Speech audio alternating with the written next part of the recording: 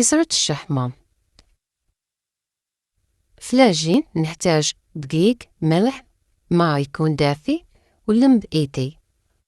من بعد نزيد عليها مغرفة أكل خميرة تاع الكسرة، نص مغرفة سكر، شوية ماء، ونخليها تتعجن. بعد ما تتعجن نزيد عليها 2 مغارف زيت نباتي. من بعد نلوزها ونغطي عليها ونخليها تريح.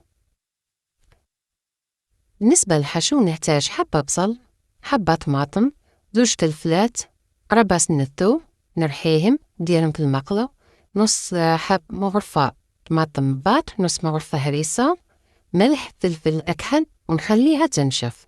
نزيد لها دبشة مع الآخر. نفتح العجين على بابي كويسون. بعد ما نديرلها الحشو نزيد عليها الشحمة مرابية. من بعد نغطي عليها بالعجينة الثانية. بالنسبة للطياب نحط العجينة على الطاوة ونبقى نقلب فيها حتى نتحمر لين الجوير الكل. كاين اللي يدير الشحمة يرخيها في الروبو ويديرها طيب في المقلة، كل واحدة وطريقتها.